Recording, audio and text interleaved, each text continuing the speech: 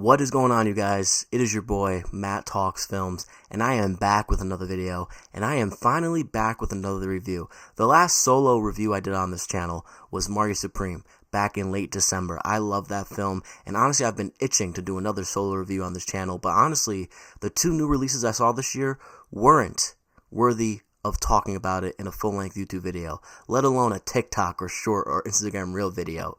I liked Primate, and I did not like We Bury the Dead, and finally, I am here, back with you guys, doing a full-length YouTube video review, and this time, I get to talk about my most anticipated film of 2026. First of all, before I tell you what film I'm reviewing, do you know how rare it is to talk about the most anticipated film of the year and review it in January? January is historically a bad month for films and movies, but luckily, Danny Boyle, Nia DaCosta, Alex Garland, Cillian Murphy, Jack O'Connell, Ralph Fiennes, Alfie Williams blessed us with 28 years later, The Bone Temple. And I am hyped and ready to talk about it with you guys because this film lives up and exceeds the hype I had for it. So quickly, a preamble before I get into my thoughts about this film. I am a zombie guy. I just am. I started watching zombie films and vampire films at a way too young of an age. But honestly, I'm glad I saw them when I did because I love zombie films. And one of the first zombie films I've ever seen in my life was 28 Days Later. We owned it on DVD. I remember plopping it in. I remember escaping. And Cillian Murphy, Brendan Gleeson, Danny Boyle, Naomi Harris, Alex Garland do a terrific job in that film. Not only do I think it's one of the greatest, if not the greatest zombie film of all time, I think it's one of the best films of the 21st century and one of the best horror films of the 21st century. That film means a lot to me and I love it. And 28 Years Later was the first film I reviewed on this channel, the first video I did on this channel.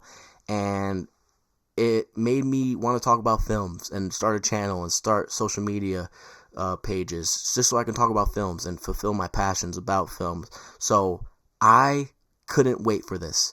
And luckily, 28 weeks later, I get to talk about the sequel to 28 Years Later, which I loved. I thought 28 Years Later was a masterpiece. I thought it was more than a zombie film, but the zombie stuff in it was terrific. It was emotional. It was gripping. It was goddamn shockingly amazing. Because I've been waiting for another 28 years or 28 weeks film since 28 Days Later when I first saw it. I saw 28 Weeks Later. I loved the opening to that film. Hate it.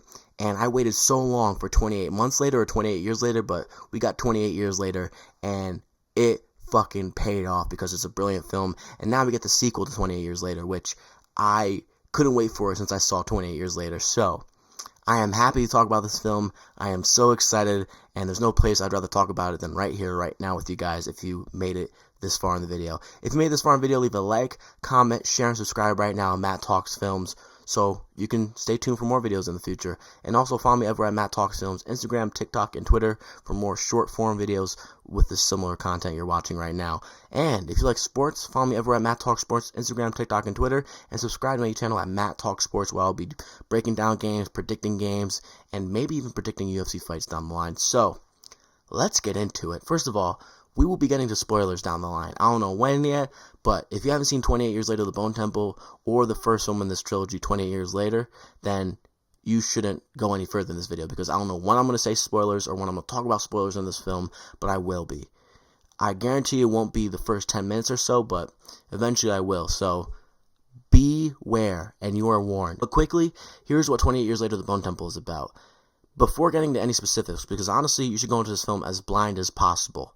Especially if you saw the first film, just blind as possible because, man, I didn't see any trailers. I tried to stay away from all the trailers just so I can go in blind, and it paid off massively. I kind of predicted a couple things, but everything else was out of left field, and man, they were all home runs in my opinion. So, 28 Years Later, The Bone Temple is a direct continuation of the first film in this trilogy, 28 Years Later. We get to follow Spike right after he meets Jimmy. And Jimmy is this menace who is terrifying and horrifying in every which way. He is scarier than the infected in this film, without a doubt. However, unlike the first one of this trilogy, Spike isn't at the forefront. It's actually Jimmy, Dr. Kelson, and Samson, the alpha infected in the first film. And that's really all you need to know before heading into this film, because I was not expecting this film to be focusing that much on Dr. Kelson, Jimmy, and Samson, but it does, and it pays off, and it's a brilliant segue, and honestly, the best creative decision they could have made, because I love Spike, and Spike is still heavily involved in this film. Ultimately, this trilogy is going to be about him, but the focus was the right focus here in this film. So, where do I start? Because there's a lot to get into, and I'm going to be transparent and honest with you guys. I've seen this film twice. I just did. I did the same thing I did with the first film in this trilogy. I saw it 28 years later twice in 24 hours, maybe even 3 times in 24 hours. But I saw it twice in one day, and then this film as well. I saw it twice in one day. I saw the 4:50 showing, and then I saw the 10 o'clock showing. And it was just the right thing to do. I couldn't do anything else. And I'm going to be thinking about this film until the next time I see it, which I hope to see this film 5 times at least in theaters, because I love supporting franchises I love. Now, I have to make a definitive statement before I talk about in detail about this film. Gun to my head, truth serum given to me, this is the best franchise in the world of film right now. And as I get older, as I watch more films, I hate the franchisation of films and movies. This is the outlier. Not only it's an outlier, it's the major outlier. 28 years later is the best franchise in the world of film. And to me, that's just the truth. I don't see what other franchise is rivaling it, unless I'm forgetting a franchise. I mean, don't put Now You See Me, Now You Don't next to this, or The Strangers, or fucking whatever the hell Avengers and Marvel is doing over there. This is the best franchise in the world of film. The creativity on display, and the nuance, and the themes, and the narratives, you just don't get that in franchises. These films are so well thought out, and so out of left field, and so groundbreaking for the subgenre it coincides in. That's just the truth of the matter. What this franchise has done through 3 out of its 4 films is groundbreaking. 28 Days Later was groundbreaking, 28 Years Later is groundbreaking, and now 28 years later, The Bone Temple is ground-shattering, in my opinion. Not only is it heavily nuanced, it's a tight-knit script about great themes, it is a horrifying horror film. I am thinking this is the best horror film of the half decade. I think that's what I'm thinking here. I think it is. There's a couple scenes and sequences where 1, I want to throw up, and 2, I'm scared. Which, I don't get scared as of late. I try to watch horror films to get scared, and I don't. There's a sequence in this film where I get scared. I was like, what? Matt Talks Films is getting scared right now? So, this is the best franchise in the world of film, and that is evident after 28 years later, The Bone Temple. 3 masterpieces out of the 4 films that has happened in this franchise, in my opinion. 28 Days Later is a masterpiece, 28 Years Later is a masterpiece, and now 28 years later, The Bone Temple is a masterpiece, and I can't wait to see what they do in the 3rd film to put the cherry on top of it all. So, and the great thing about the 3rd film, as great as Nia DaCosta is, we'll talk about Nia DaCosta a little bit, Danny Boyle returns, which I can't wait to see what he does in this 3rd film and what the script looks like from Alex Garland. So, where do we start? First of all, I think we have to talk about the themes of this film, because the themes of this film are so narratively strong and they're narratively consistent. 28 Days Later, what is that about? It's about hope and hopelessness. We get Jim. We see him wake up in the hospital. We see him in the midst of apocalypse that he seemingly missed out on. And he meets a group of people, and they hear a radio transmission of soldiers, and they begin to have hope again. After all hope is lost, after he wakes up, he's being told everyone is dead, his family is dead, all that. So they're happy. They go to a grocery store. Brandon Gleeson, Cillian Murphy, Hannah, and Naomi Harris, they go to a grocery store. They get all packed up, ready to meet the army and the soldiers, and all hope is back. But what happens? They go to the military encampment, and they are worse than the frickin' zombies that they coexist with. They are rapists, they are misogynists, and they are terrifying people who want to run the world their own certain way. And that is a great example in that film. Yes, it's a zombie film, but it's also about hope and hopelessness and war and the apocalypse specifically through that film. What do we get in 28 years later? It's about hope, hopelessness, change, and the loss of innocence through war, and in this case, through the apocalypse. One of the great scenes in 28 Years Later is when Spike wakes up and he's about to go to the mainland for the first time in his life to have a kill, to kill a zombie, to become a man, per se. As he's getting ready to eat breakfast and go to the mainland, he picks up his Power Ranger. He looks at it, he wants to bring it because he's still a kid, he's 11 to 12 years old. He picks it up, he looks at it, he puts it back down. And right there in that moment, he is no longer a kid. But that is a great foreshadowing on what's going to happen to him as a person, as a kid, when he's thrown into this situation that no one wants to put him in, not even his dad, but he knows he has to get his kill on the mainland if he wants to be a functional human being in this world that we all coexist in Britain, during this turmoil and during this infected-ridden land of Great Britain. What is to be said in 28 Years Later, The Bone Temple? Spike has left the causeway. He's left his dad because he doesn't like his dad, because he cheated on his mom. His mom died. He almost has nothing there anymore. So what does he do? He ventures out on his own and he runs into Jimmy.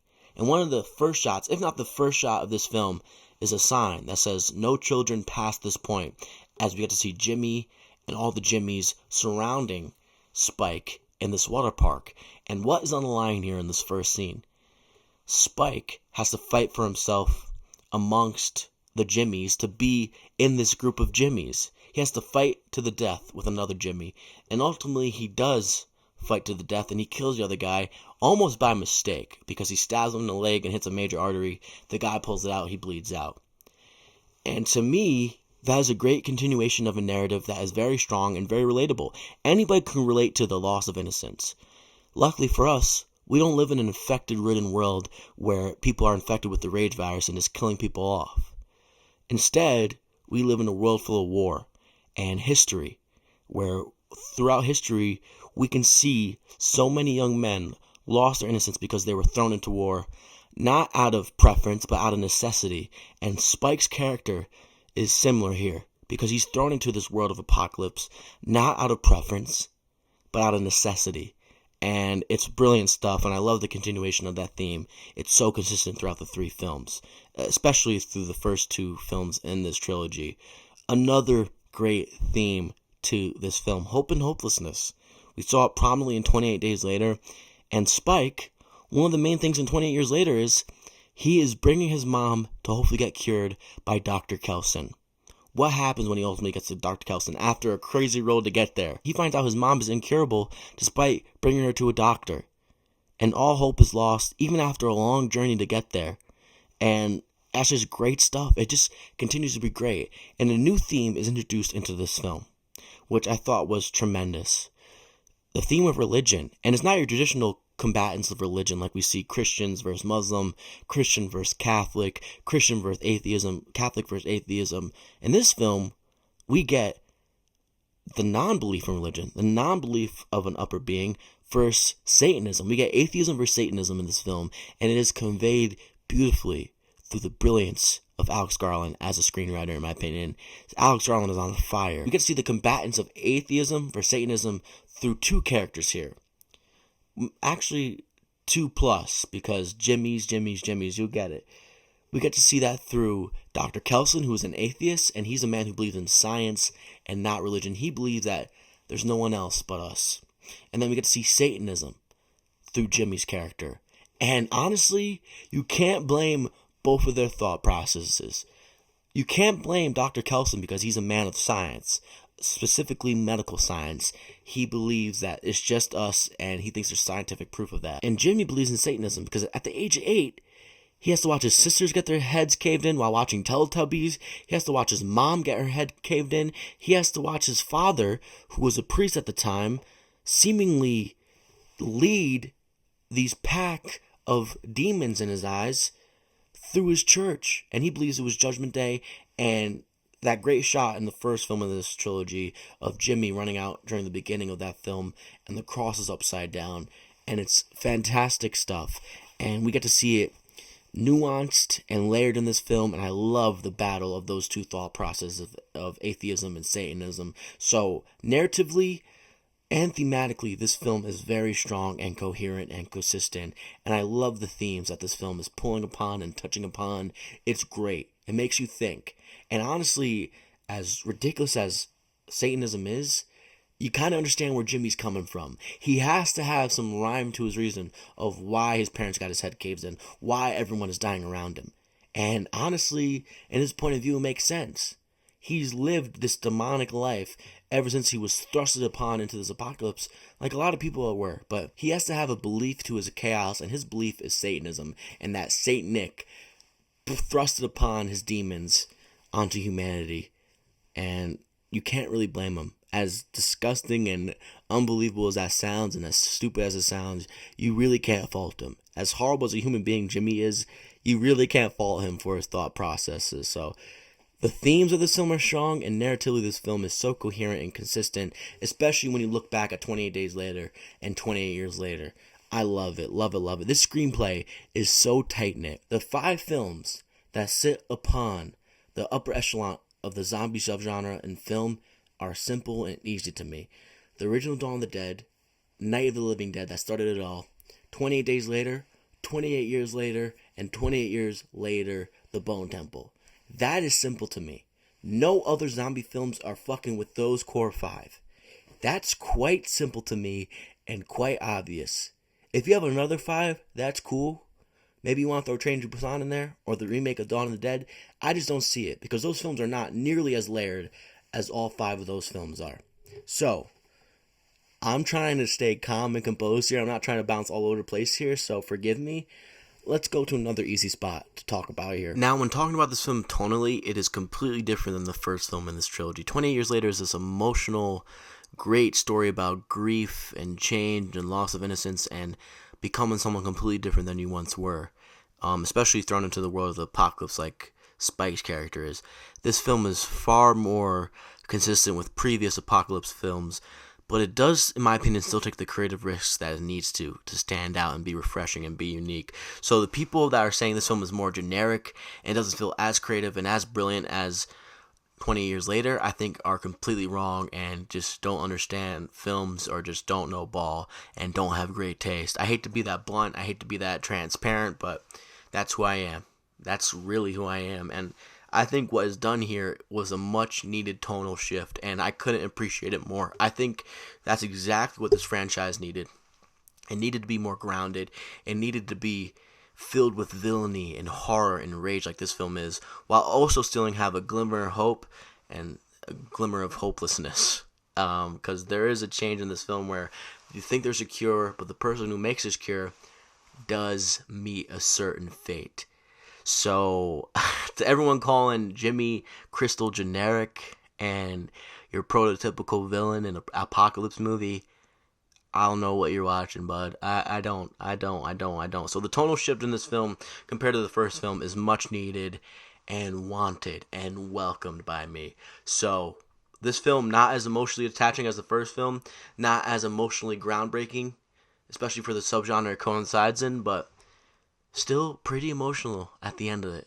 Like, pretty goddamn emotional between Spike and Dr. Kelson. So, love the tonal shift of this film.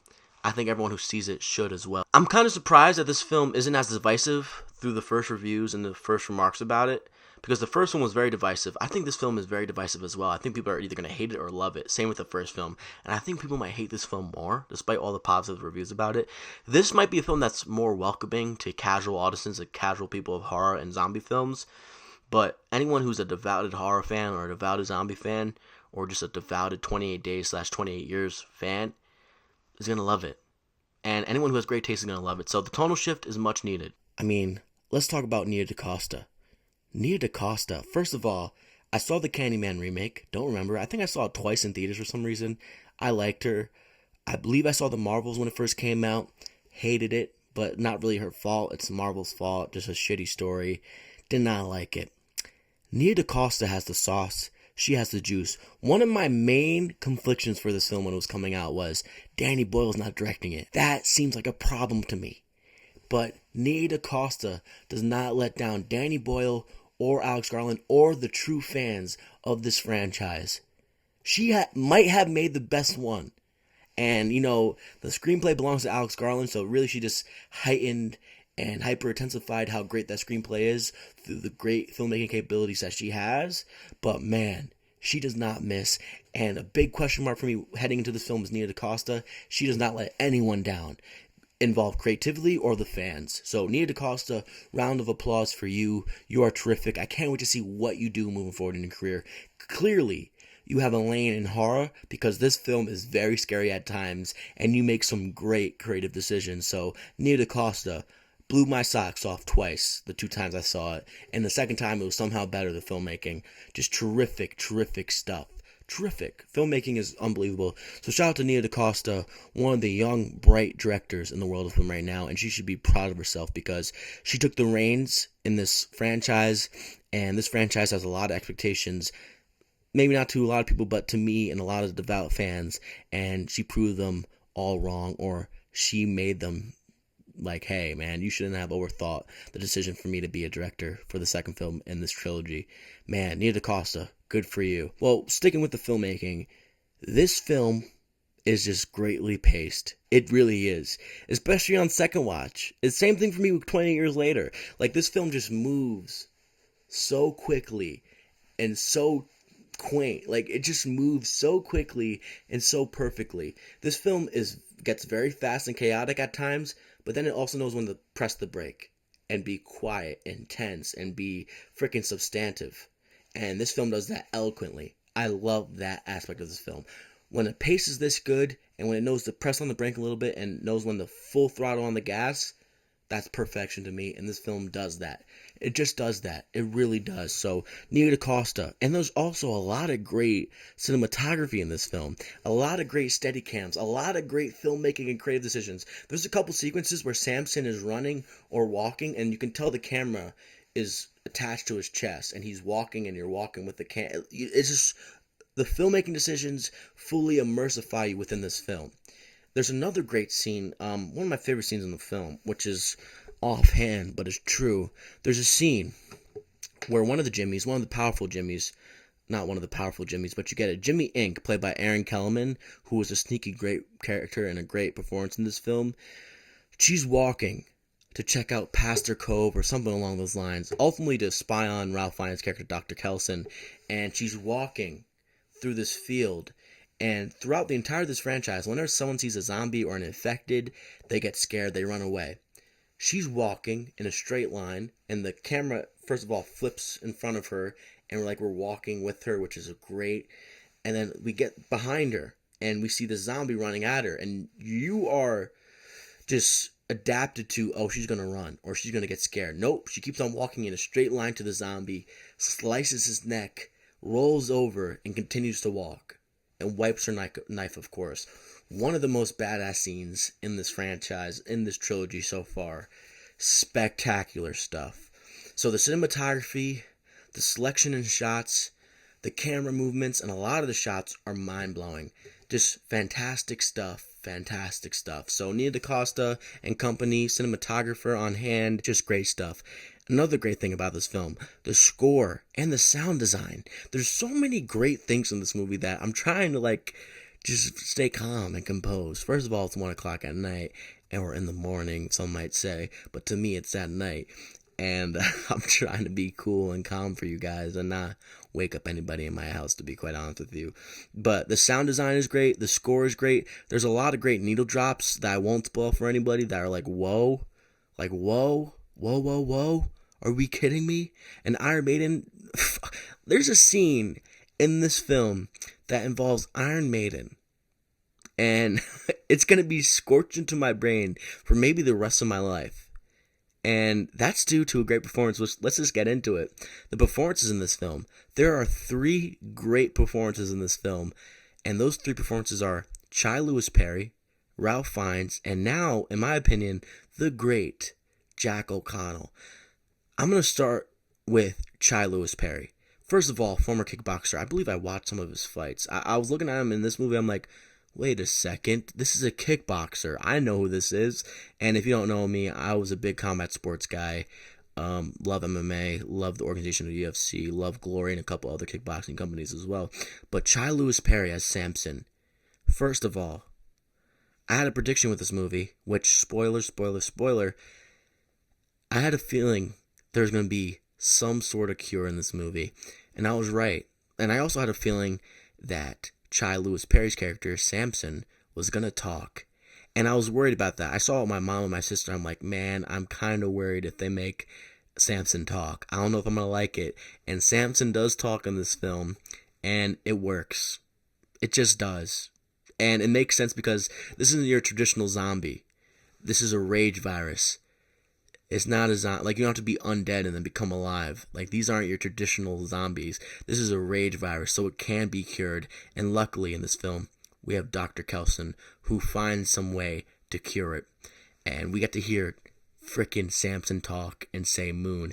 At the end of the movie, he's putting together sentences, but nonetheless, Chai Lewis Perry goes from a menacing alpha in the first film that is just strong as shit and scary. He runs so fast, and he's terrifying. And this film, to start, still terrifying, still scary, but he is asked to do so much more emotionally. There's some acting here from Chai Lewis Perry where he just does it off straight emotion, no words, where you're like, wow. Just terrific stuff. Chai Lewis Perry is asked to do so much more here as Samson, and if he didn't execute it perfectly like he does, this film probably would have been worse off. And instead, he executes it, he gets better, and he is one of the great presences in this film. Physically and performance-wise, he dominates this film, and there's a really great action sequence in this film, which involves a train. We get some backstory on Samson, and that's one of the scariest parts of this film, is when Samson is on the train, he's having a memory / flashback, and then he gets brought back to reality, and he's semi-cured, kind of fully cured, but he's still as strong as an alpha, and he just has a bloodbath on a train that is unbelievable to watch. Unbelievable. He's ripping zombies in half, breaking spines on train chairs, ripping arms off, getting bit, but he can't get infected anymore. He's immune, seemingly. Just terrific stuff and great action / horror filmmaking. Another thing I have to give kudos to before I get to the rest of the performances in this film: the practical effects. The practical effects, man. I mean, bravo to this frickin' team of people who are just doing a continuously great job, not only in the zombie / infected designs, because in my opinion, these are the best designs in zombie history for zombies. Dawn of the Dead, the original, and Day of the Dead, and even Night of the Living Dead have a shout, but what they've done in the 28 Days and 28 Years films is just remarkable. They make these things come to life, and it's beautiful to watch. Really, it genuinely is. So, Chai Lewis Perry, what a great performance. He's asked to do so much more, and he delivers. And we get a lot of scenes with Samson and Dr. Kelson, a.k.a. Ralph Fiennes. And they're asked to do a lot because, at the end of the day, Dr. Kelson, outside of Spike and his mom in the first film, he's a lonely man. And he's perceived by other people who are somehow surviving in this apocalypse as a psycho who has a bone temple, who burned all these bodies for 15 years just to make a temple. And he kind of finds company with this alpha who's seemingly open to him and seemingly loves this morphine concoction he's shooting into him every time he wants to stop him. And ultimately, Dr. Kelson, as a doctor, inquisitive and mindful doctor that he is, who doesn't want to hurt anybody, he actually just wants to help. The relationship between Samson and Dr. Kelson is terrific, and that's due to Ralph Fiennes, but also majorly due to Chai Lewis Perry, who just completely gives a mind-boggling performance as this infected alpha who is now cured or seemingly immune towards the end of this film. One of the best things about this film has to be how well they do with the changes in Samson, because obviously Samson is becoming more immune or potentially being cured through the concoctions that Dr. Kelson is shooting up with every time. And he's becoming more and more human, more and more in tune with his thoughts as a human being like he once was. And honestly, as he still is, because the rage virus is just a psychosis, kind of like schizophrenia. He's seeing things that he doesn't see, and so is everyone infected with the rage virus. That's why they are so rage-filled and so attacking. But the little changes in his character, physically and both emotionally, through his expressions. Like, there are multiple scenes in this film where we get shots of Samson and he's changing physically. It kind of looks like the rage virus, aka the steroids, are leaving his body, and he's getting like slimmer, less muscular, but still has the strength that he has because he's a huge human being. Like, it's really great stuff. Obviously, his expressions through emotions is really great. Physically through his face, like the emotion that he conveys as he's changing more and more into a human like he used to be, is sensational. And obviously, physically, what the practical effects people, the makeup people do, is really telling. And it tells a whole different story about Samson as he continues to change. Like that scene where he's eating berries and grapes, he doesn't have the thirst for blood or deer or humans. He's starting to have like human taste now. He's starting to eat grapes.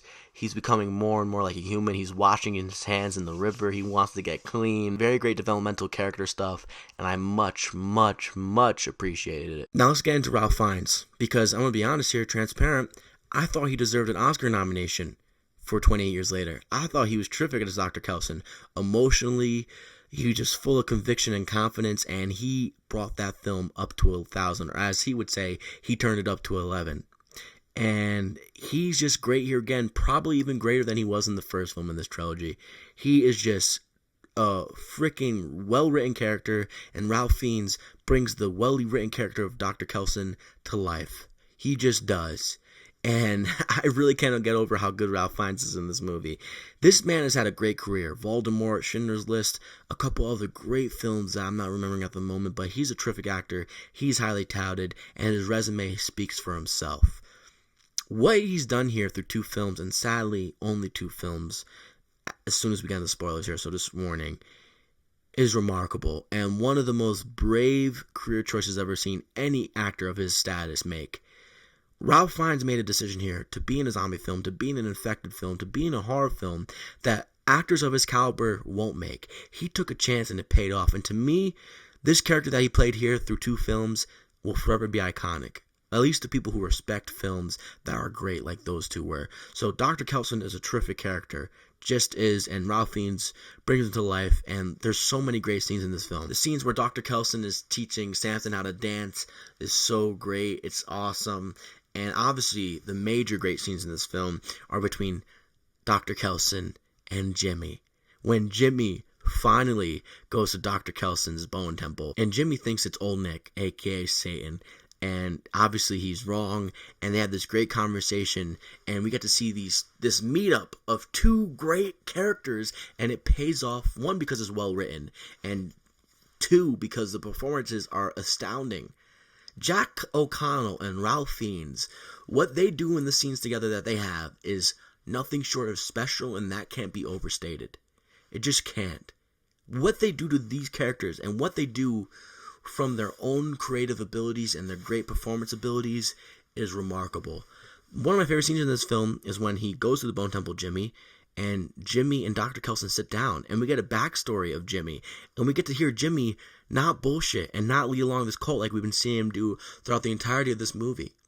And we get to see Kelson and Jimmy have a great conversation together, and Jimmy ultimately tells him, hey, like, we're in a bit of a bind here. And Kelson's like, why? And Jimmy's like, see, my people that are waiting for me, they think you're Old Nick, and I told them so. And if they find out you're not Old Nick, I'm in a bit of a bind. And if you don't go along here, and you don't go along with my arrangement, I'm going to make you eat my intestine. And this is the first time in the film, and we don't get told this until Kelson says anything, where we see Dr. Kelson have fear. He's not fearful of the zombies. He's not fearful of the infected. He's fearful of Jimmy, because Jimmy is a guy who's easy to have a conversation with, but then he just goes left and says, hey man, if you don't go along with what I'm trying to do here, I'm going to make you eat your intestine. And the nasty ass smile that Jimmy gives is very telling, because he's a nasty ass human being, and Ralph Fiennes' acting is great.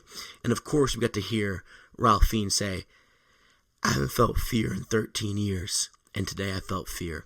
And man, Ralph Fiennes is terrific in this film, and to me, alongside Jimmy, which we'll get into real shortly here, is one of the most iconic characters of the past half decade.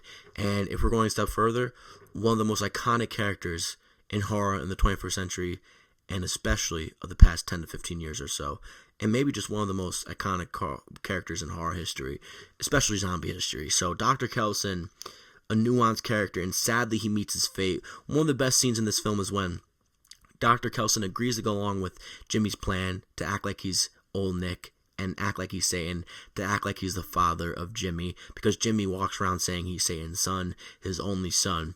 And when Jimmy brings down the rest of the Jimmys, including Spike, the performance that Ralph Fiennes, aka Dr. Kelson, puts on to try to act like he's Satan is unbelievable. Iron Maiden's playing in the background, fires all over the place, a fire circle surrounds all of them, and he's just dancing. He's in this freaking great suit that I don't know the name of, is suddenly losing my mind, but it's just terrific stuff. Ralph Fiennes emotionally gives a great performance, and physically.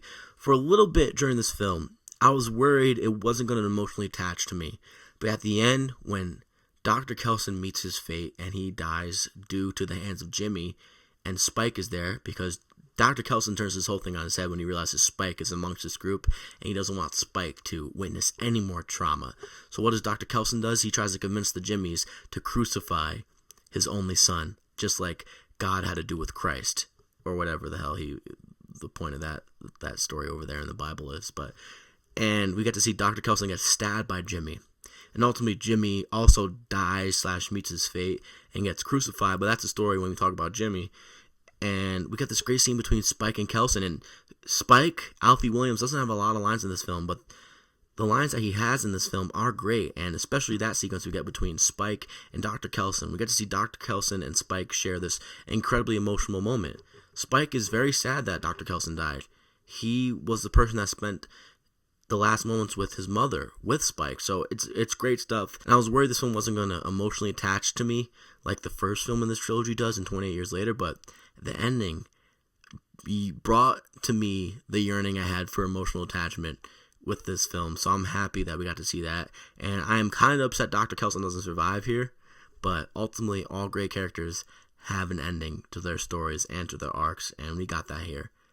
Dr. Kelson changed potentially the landscape of the infected virus through his workings on Samson's and through his progress on Samson, but yet he probably won't get to see it if it ever were to happen, because he is now dead and perished.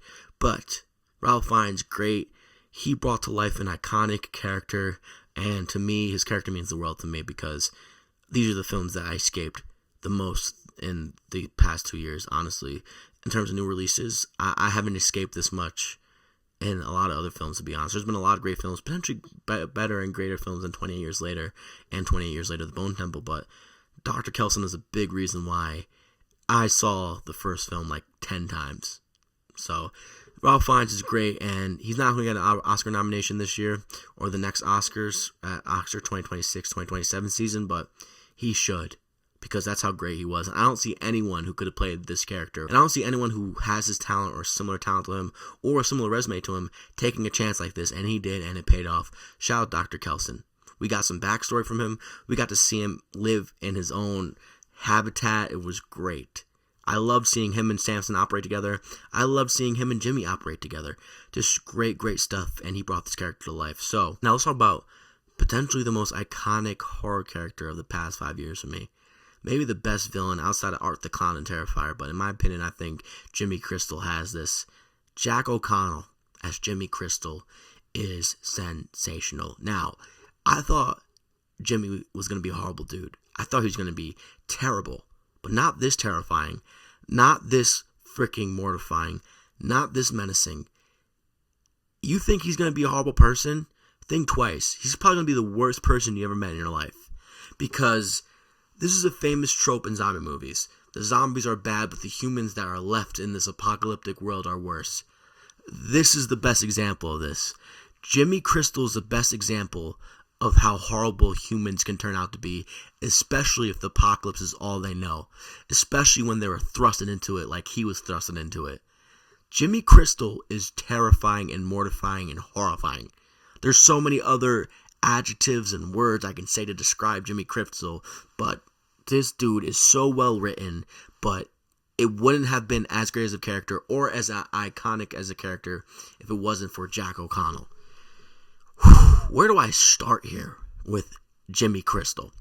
First of all, one of my favorite scenes in this film is when Jimmy and all the other Jimmys take over this house that is co-occupied with a family that's seemingly been living there for a while. They have their own barn, they have their own sheep, and it's menacing because they're taking over this house. They're obviously planning on killing these people. And Jimmy's like, hey, let's all introduce ourselves. Everyone goes around the table. Jimmy. Then it gets back to him. He's like, Roberto Calamari. And it's just like, what a line read. Because first of all, this film is very funny at times. But also the comedy and the charismatic nature of this character is what makes him even more so scary. Because he's like actually kind of likable and funny and charismatic in some scenes. But then he has this switch. And the great actors in the world of film, very noticeably so, have this switch where they just completely transform. Joaquin Phoenix has it, Leo has it, a lot of other actors have it, the greats have it, Ralph Fiennes has it. Jack O'Connell switched in this, like he hit a switch. I think there was a quote from Alfie Williams where he's like, when the director yelled cut, Jack O'Connell was still Jimmy. And sometimes you can scoff at that and say, oh, that's corny, not needed. With a role like this, it was needed because I don't know how you can be terrifying without staying as that character as long as you're on set that day. And clearly he did that. And I was scared of this, dude. And I've never been like that with this prototypical zombie trope. And like the humans that survive this apocalypse or grew up through the terrible mist of it are the worst people that, or the worst humans or worst species that coincide within this apocalypse. I've never been scared of any character like that. This character scared me. And particularly, there's a barn scene. In that scene where he's introducing everyone, Jimmy's, and he says Roberto Calamari, after he lets them know his plan of this, like, hey, we're going to leave, but we're going to kill you first, we get to a barn where all the characters except for one, who's this pregnant lady who's on top of the roof, and they're hanged up. And you're like, oh no, what are they going to do? Is he just going to slice their throats, watch one another get killed? It's far worse than that. He goes on this tangent about how these are all the fingers of Satan's claw, of Satan's hand, and we're going to do some charity. And usually you equate charity to this good and loving term, but his charity is, we're going to do some fucked up things to you, and we're going to give your soul to Satan after we do so. And in this scene, he does this thing called taking their shirt off, or unshirting them. I forget exactly what the term he uses, but in the moment I'm like, oh, so I don't know what he's going to do. He's going to cut open their stomach or whatever the hell's going to happen. When he unshirts them, he's skinning them from neck down to make it look like they're wearing a shirt, except it's their peeled off flesh. And there's 4 people hanging, and 3 of the 4 people he does it to. And I almost threw up watching it. I almost threw up. And I've never had that feeling in a movie theater. The only time I really had that in my life was when I was younger watching Human Centipede, but that was just torture porn and just ridiculously over the top. Now, some might say, Matt, you love Terrifier. How didn't you feel that way during Terrifier? I don't know. I didn't feel that way during Terrifier, as gross as those films are. But I almost threw up here because there's a scene where there's this guy, and one of the Jimmys takes off his shirt, starts cutting his chest, and he puts his fingers in his flesh and pulls it down. And it's like, what the fuck? And it's just crazy. And the scariest villains have a philosophy that kind of makes sense. And Jimmy has that philosophy. Because obviously, I'm not a man that believes in what he believes in. He's a Satanist. He worships Satan. But how can you not feel the way he feels? He had to watch his whole family get their heads caved in, specifically his sisters. He's the only one that survived. He had to watch his dad, who was a devout priest, just seemingly get eaten and turned into a freaking zombie that's leading the horde. So I don't know how you can't believe his philosophy, especially if you're wearing his shoes of, hey, Satan set his demons on earth to go against humanity and conquer it. So like, and he believes he's filling out this duty of capturing the rest of these souls on earth that aren't one of Satan's demons already and giving it to Satan, but not in a way of making them infected, but killing them and torturing them in the same manner. So there are so many other things with Jimmy. And then obviously when we get to learn about Jimmy's backstory a little bit more, like we get to hear he was 8 when he first obviously had the apocalypse introduced to him. We saw that scene in the first 28 years later. And the more we get to hear about his philosophy, the more we get to see him break down and talk to Kelson. We even have a great line about him. He's like, I love talking to you. You're easy to talk to. I like you. I'm not too sure if I've liked anyone else in my life. And it's like, whoa, Jimmy's getting sentimental here and like relatable, but I fucking hate this guy because he's fucking psychotic and he's a cult-like leader that is so persuasive that everyone here thinks Ralph Fiennes, this gnarly old man, is fucking Satan, or Old Nick as he would say. So this dude is terrifying, and to me this is an all-time great performance. And I haven't been this scared of a human in a horror movie in a long time. Like, obviously the trope is like humans being worse than zombies in an apocalyptic state of war is a trope that's been used a lot. And this film uses that trope. And there's a scene before we get to the barn house and we get introduced to this family. We get to see that same family of three go out and look for supplies, seemingly. They're looking for supplies, but they run into zombies. And one of the three members goes to stab a zombie because if that zombie sees them, it will scream and alert other zombies. So that family member does that, and before he stabs the zombie, he screams, so more zombies are coming. So the other two families run, and it's this horrifying sequence. A great zombie scene, they're running. That man who tried to stab that zombie dies, but the other two get away. And you're like, man, that was horrifying and scary. Thank God they're back at home. And then you realize that Jimmy and all the other Jimmys are there. And you're like, what? And then you're like, man, this is scary, because the pregnant woman that is the only survivor of that barn house survives. And she runs out into the dark. And I'm saying to myself, she's better off in the dark than whatever the fuck is going on here with Jimmy. And I don't think I've ever felt that way during this prototypical trope that we see in these zombie movies. So, brilliantly written script, brilliantly written character, and Jimmy Crystal, a.k.a. Jack O'Connell, is a terrific character and a terrific performance. And to me, every other film this year has very high standards to beat. Because Jimmy, a.k.a. Jack O'Connell, and Ralph Fiennes, a.k.a. fucking Dr. Kelson, set the standards for this year. Because what they do here is transcending the genre of zombies, specifically the subgenre of zombies. And they just dominate this film, and they turn this film into something very special to me. Another thing that makes Jimmy Crystal, a.k.a. Sir Lord Jimmy Crystal, so iconic is the catchphrase that they made him have. How's that? I'm going to be saying it for a very long time, maybe forever in my life. This dude finishes all of his sentences and all of his dialogues and monologues and all of his conversations with, how's that? And it's just brilliant. I don't know who made that creative decision, who really thought that would be great, but it is great. It's brilliant. He says at the end of 28 years later when we're introduced to him, and he intensifies that phrase even more so in this film. How's that? Makes Jimmy Crystal, a.k.a. Sir Lord Jimmy Crystal, even that more iconic. And he does a lot of other things in this film that makes him even more so iconic. How's that? I don't know if you guys feel the same way here, but zombie films are the greatest escapism in the world of film. Or horror films, just rather say that, because they make you truly feel something. Even the bad ones. Because you easily just put yourself into their shoes. There's greater films in the world than horror films, of course, but once you get a really great horror film, how can you really beat that? Because you're not escaping more in any other film. You're thrusted into the shoes of the characters that you're watching. And 28 years later and 28 years later, The Bone Temple, you do exactly that. Let's talk about the side characters here. Alfie Williams as Spike takes a back seat here. His dialogue is very short and contained here, but he does a very good job of acting through his emotions and him being very terrified in this room of sadistic and demented people who are just blindly following Jimmy. There's so many shots of freaking poor Spike just watching these people defile and torture these poor people in a barn, and he runs out of it and barfs and throws up. And another example of him getting his innocence stripped from him. But here's the thing. This is a film about losing your innocence and losing yourself in the world of the apocalypse and seemingly the world ending. Somehow, Spike, through all the traumas that he suffered, still has a sense of morality. Still believes in humanity and still knows when the line is being crossed.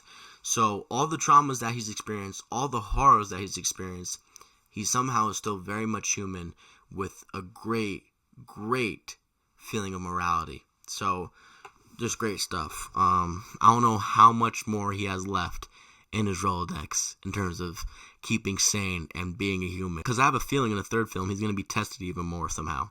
But Alfie Williams, I really have no complaints with him. He's not asked to do as much as he was in the first film, which he delivered on quite mightily in the first film, but he does a good enough job taking the backseat here. And obviously Spike, aka Alfie Williams, is going to be at the forefront of the third film in this trilogy, alongside another character that returns at the end of this film, Cillian Murphy as Jim. And I can't wait to see Spike and Jimmy Ink's face, aka Kelly, when they find out Cillian Murphy's name is Jim, because they had to live a good part of their lives with Jimmy, who was torturous, demented, sadistic, manipulative, and ultimately a very dangerous cult-like figure that they had to just abide by every which way. And now they're going to meet Cillian, was thrusted into this apocalyptic world, adapted, dominated it, and he's actually a good human being who has a daughter. And I can't wait to see how they handle that contrast and how much they're going to trust him, because ultimately it looks like he's going to save them from a stampede of zombies that I wish we saw happen in real time, but we're going to have to wait until the next film. First of all, I have to shout out all the Jimmys in this film, because all of them do a great job here, and they all look sick and demented, and they fully get into character. Jimmy Shite, Jimmy Jones, Jimmy Shake, Jimmy, Jimmy Fox, Jimmy Ema, Jimmy Ink. All great performances, in my opinion, as background actors. So shout out to them. Obviously, Erin Kellyman is the biggest Jimmy in this film, outside of Jimmy, the main Jimmy, Sir Lord Jimmy Crystal, and she's great. She's someone that got manipulated into believing old Nick and Satan were running this world, and the reason why the world is the world right now. And she's changed at the end because she sees through Sir Lord Jimmy Crystal and his bullshit and his facade, and it's great to witness. So, man, the performances all over the place are great, from top to bottom, from the extras to the characters that take a backseat that we don't get to hear a lot from and see a lot from. They are all terrific in this film. So shout out to them. I feel like I talked about a lot here. I really do. But there's so much to say, and I feel like I got to a lot of it, and I'm glad I got to talk about it with you guys right here, right now. 28 years later, The Bone Temple. I would have to go over my list of my favorite horror films of this half-decade, but I believe 28 Years Later, The Bone Temple probably is my favorite horror film of the past half-decade, the past 5 to 6 years. One of the most unpredictable and shocking things in this film was that we don't get to see the Causeway. We don't get to see that town anymore, and we don't get to see Aaron Taylor Johnson's character, a.k.a. Spike's dad. That was very shocking to me. I wonder if he's going to be in the third film, and I'm kind of shocked his character isn't looking for Spike yet, especially 28 days removed. That was shocking to me. I thought that was going to be easy to put in, but I kind of like that they didn't. There was a couple characters in this film that looked like him, but they weren't him, which was really, really great. But I'm wondering what Aaron Taylor Johnson is going to be told to do in the third film, if there is, and I hope there is. But Aaron Taylor Johnson not being in this film was surprising. I can't wait to see what they do in the third film. Danny Boyle's back, Alex Garland back writing the script. Don't know where we go, because at the end of this film we get to see Cillian Murphy and his daughter, and we don't get to see Naomi Harris. We don't get to see Brendan Gleeson's daughter, who I'm kind of glad she's not in this movie, or going to be in the trilogy, because she was not a good actor. I assume even if her character comes back, it's going to be a different actress. Just great, great, great stuff, and I couldn't be happier with the film I got. The first film I reviewed on my channel was 28 Years Later. Loved it. One of my favorite films of this half decade. And now I'm back, remarkably, 28 weeks later, and I'm talking about the sequel. And it's great. And I hope, if not already, the third film in this trilogy is greenlit. I love this film. It's strong narratively, thematically. It's cohesive. It's consistent.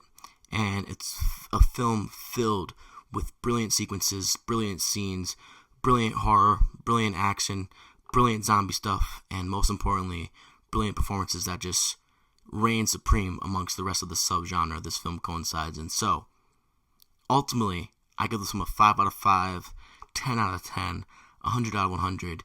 And off the top of my brain, with little to no thinking based around it, here is my ranking of the 28 days/years franchise. So, off rip, the last film, the fourth film in this ranking, has to be 28 Weeks Later. I love the opening sequence of this film. It might be one of the best, if not the best, zombie sequence in zombie film history. But the rest of that film fails to get to the heights of that opening sequence/scene. That film is the Americanization of a great British film that was the predecessor to it. So, the third film in this ranking is tough. It is tough, man. For right now, I think, first of all, these three films are all 5 out of 5s. And you can argue one of them is 98, 97, 100. Really hard to differ between these three. I think I'm going to have to put 28 Years Later at 3. At number 2, 28 Years Later, The Bone Temple. Number 1, 28 Days Later, the film that started it all. I can honestly argue that it could be 28 Years Later, the first one, 28 Years Later, The Bone Temple, and then 3, 28 Days Later. So all three of those are great. All three of those are masterpieces, masterful to me. But that is my ranking of the 28 Years/28 Days franchise.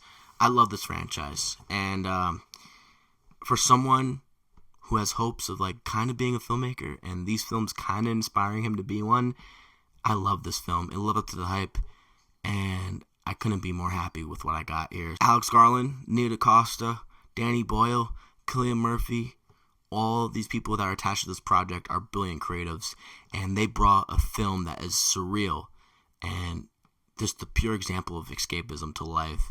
And I couldn't be more happy and more honored to be living right now on this earth and being able to watch this film. And as drastic as that seems, as dramatic as that seems, to be quite honest with you, that's really how I feel. And honestly, if you made this far in the video, just know you're watching a dude who's just going to be honest with his film reviews. I might be biased sometimes, but I'll be honest with you. So I might be biased here because of how much I love 28 Days Later and 28 Years Later, but I love this film. And honestly, if I talked too long for you guys and you made this far, I'm sorry. But hopefully I got my rocks off, and hopefully I conveyed my feelings and thoughts about this film good enough for you guys to kind of understand where I'm coming from here. So, to my first video on this channel that is horrible to rewatch, high out of my mind, fried as the kids might say, out of my mind, clearly a young, shy 23-year-old. Now I'm 24 years old, 28 weeks removed, and I'm reviewing the sequel that I loved maybe even more than that film. So, if you made this far in the video, leave a like, comment, and share, and subscribe right now at Matt Talks Films on YouTube. Let me know in the comments how you felt about 28 Years Later, The Bone Temple. Let me know how you feel about the zombie subgenre. Let me know how you felt about 28 Years Later. And honestly, just let me know if you made this far in the video. Leave a like, comment, leave a zombie emoji if there's one. And also, follow me everywhere at Matt Talks Films, Instagram, TikTok, and Twitter. And I'll see you there for more short-form content like this. And also, I have a sports channel at Matt Talks Sports. It's the NFL playoffs. Come by, check it out. Follow me everywhere at Matt Talks Sports, Instagram, TikTok, and Twitter. And I'll see you there for more sports content. And YouTube, subscribe Matt Talks Sports for more long-form sports content. So, it is your boy Matt Talks Films. If you made it this far, thank you so much for listening to this big bearded man talk about a great horror film, a great zombie film, and talk about a brilliantly creative film. So, it is your boy Matt Talks Films. And I'll see you next time, hopefully next week, in real time. Let's see what's coming out next week, because honestly, I have a couple films in theaters that I want to see. I liked the first Greenland. I did. But, to be quite honest with you, did not want to see Greenland Migration in theaters. But I will, if there's nothing else next week. So next week, it really doesn't look like anything really special is coming out. Next week, Mercy, that Chris Pratt and Rebecca Ferguson film comes out, which looks horrible, but I'll see it. Or maybe I rank my favorite horror films of this half decade, because honestly, I'm going to be seeing this film probably 3 to 4 times before the end of next week. So yeah, what a film, what a time, and yeah, in case you needed to know, The Lord of the Rings is showing in theaters again. So if you needed someone to tell you that, there it is. So, it is your boy Matt Talks Films. Thank you for making it this far. I'll see you either next week for my rankings of my favorite horror films of this past half decade, or I'll see you for a review of Mercy with Chris Pratt and Rebecca Ferguson, which might be a wholly different review than this one. So, again, with another closer, it is your boy Matt Talks Films. How's that?